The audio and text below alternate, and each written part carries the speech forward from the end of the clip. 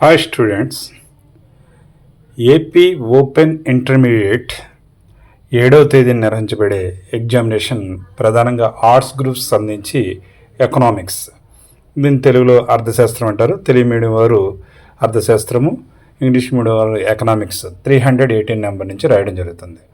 అయితే ఈ పరీక్షని చదివి చాలా సూక్ష్మంగా తక్కువ వ్యవధిలో చదివి చక్కగా ఎలా రాయొచ్చో తెలుసుకుందాం. Short questions, SA questions, very short questions అన్నీ కలిపి 100 మార్కుల పేపర్గా ఇవ్వడం జరుగుతుంది.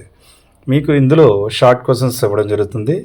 మీరు 1-2 సార్లు ఆ క్వశ్చన్ చదివితే రెగ్యులర్ లైఫ్లో ఉపయోగపడే ఆర్థిక అంశాలకు సంబంధించిన విషయాలు ఎన్నో బోధపడతాయి.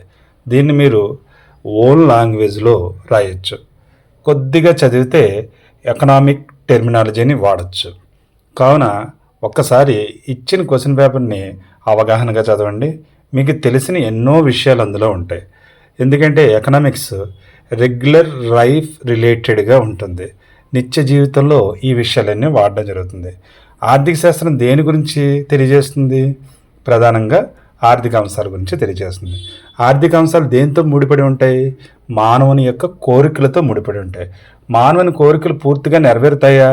లేదు. కొరత అంటే స్కేర్సిటీ అనేది ఎప్పుడూ ఉంటుంది. కొన్ని విషయాలకి డిమాండ్ కూడా వర్తించడం జరుగుతుంది.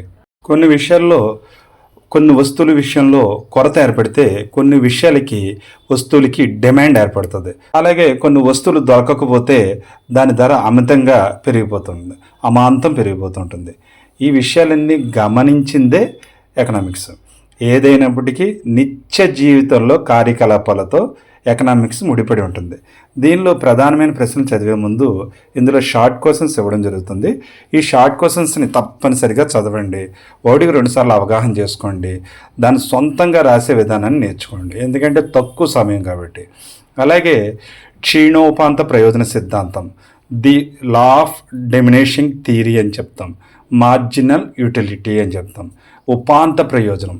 ఈ పదాలు అయితే కఠినంగా ఉంటాయి, కానీ దీని భావం చాలా సులభంగా ఉంటుంది. సాధారణంగా మన దగ్గర ఉండవలసిన వస్తువుల కన్నా ఎక్కువ వస్తువులు లభిస్తే దాని నుంచి వచ్చే ప్రయోజనం శూన్యం అని చెప్పడం జరుగుతుంది. ఒక్కొక్కసారి వ్యతిరేకత కూడా ఏర్పడుతుంది, అంటే మైనస్ వాల్యూలోకి వస్తుంది. ఎలాగా? మనం ఏదైనా అధిక మొత్తంలో ఆహారం తీసుకున్నాం అనుకోండి, ఇష్టమైన ఆహారాన్ని, అది ఒక లెవెల్ వచ్చేసరికి మనకి ఇంకొద్దు అనిపిస్తుంది, అది 0 పొజిషన్. ఆ తర్వాత ఎక్కువ తీసుకుంటే దాని పట్ల వెగటు కలుగుతుంది, అది మైనస్ పొజిషన్. అలాగే మన దగ్గర ఉండవలసిన చెప్పుల జతల కన్నా ఎక్కువ జతలు ఉన్నాయనుకోండి, ఏ జత వేసుకు వెళ్ళాలో తెలియదు, అదే శూన్యానికి వస్తుంది. ఇంకా మనకి చిరాకు వచ్చి రెగ్యులర్ వేర్లోనే ఉంటాం మనం. సో ఇలాంటి విషయాలన్నీ the law of diminishing theory, అంటే ఉపాంత ప్రయోజనం ఏ విధంగా సిద్ధిస్తుందో, క్షీణోపాంతం ఎలా జరుగుతుందో తెలియజేస్తుంది. ఇది ఎస్ఏ క్వశ్చన్లో వచ్చే అవకాశం ఉంది. దాంతోపాటు ఆర్థిక వృద్ధి, ఆర్థికాభివృద్ధి, ఎకనామిక్ గ్రోత్, ఎకనామిక్ డెవలప్మెంట్ మధ్య భేదాలు అడగచ్చు. మైక్రో ఎకనామిక్స్, మ్యాక్రో ఎకనామిక్స్ అనే వాటి మధ్యన భేదాలు కూడా అడగచ్చు. ఈ షార్ట్ క్వశ్చన్స్లో ఇవ్వడం జరిగింది. అసలు మైక్రో ఎకనామిక్స్ అంటే తెలుగులో ఏమంటాము? సూక్ష్మ అర్థశాస్త్రము అని చెప్తాం. ప్రతి చిన్న విషయాన్ని, ప్రతి దానికి లెక్క రాసుకుంటూ వెళ్ళిపోయేదే సూక్ష్మ అర్థశాస్త్రం. మ్యాక్రో ఎకనామిక్స్ ఏంటి? ఒక పెద్ద యూనిట్లని దశల వారీగా లెక్కిస్తుంది అనమాట. అంటే పెద్ద కంపెనీలు, అవన్నీ విషయాలు మ్యాక్రో ఎకనామిక్స్కి వస్తాయి. దాన్ని తెలుగులో స్థూల అర్థశాస్త్రం అంటారు, స్థూల అర్థశాస్త్రము అని చెప్తారు. ఇందులో చాలా సులభమైన క్వశ్చన్లు కొన్ని అడగడం జరుగుతుంది. బయోడైవర్సిటీ అంటే ఏంటి? జీవ వైవిధ్యం అంటారు తెలుగులో. అంటే ఒకే భూమి మీద అనేక రకాల జీవులు జీవించి ఉండడాన్ని బయోడైవర్సిటీ అంటారు. మనం జీవిస్తున్నామని వేరే జంతుజాలాన్ని చంపడం కానీ, లేదా వేరు పనులు చేయడం కానీ, వాటిని హింసించడం కానీ చేయకూడదు. అందుకని మనం ఈ రోజున సేవ్ టైగర్స్ అని రకరకాల జంతువులను కాపాడుకుంటూ ఉంటున్నాం. అంటే బయోడైవర్సిటీ అన్నది, జీవ వైవిధ్యం అన్నది ఈ భూమికి ఎంతో అవసరం. ఈ భూమి మీద ఎక్కువగా ఆధారపడేది ఎవరు? మానవులం. మనందరికీ కూడా అవసరం. మనిషికి కోరికలు అనేవి అపరిమితం. వాటికి ఒక సైకిల్ అయితే కోరిక ప్రారంభమవుతుంది, దాన్ని తీర్చుకునే ప్రక్రియలో దాన్ని ప్రయత్నిస్తాము. ప్రయత్నం అయిపోయిన వెంటనే కోరిక సిద్ధిస్తుంది. కోరిక సిద్ధించిన వెంటనే మళ్ళీ కొత్త కోరిక ప్రారంభమవుతుంది. ఇది కోరికల చక్రం అంటారు. ఇంగ్లీష్లో దీన్ని వాంట్స్ అని చెప్తారు. కొరత డెఫినేషన్ అడుగుతారు. దీన్ని ఇంగ్లీష్లో స్కేర్సిటీ అంటారు. కొరత అంటే ఏంటి? ఏదైనా లభించవలసిన మొత్తంలో ఉండవలసిన వస్తువు తక్కువ స్థాయిలో ఉన్నప్పుడు దాన్ని కొరత అంటారు. ప్రతి విషయంలో మనకి కొరత ఏర్పడుతుంది. కొరత ఉంటేనే ఎకనామిక్స్కి జీవం.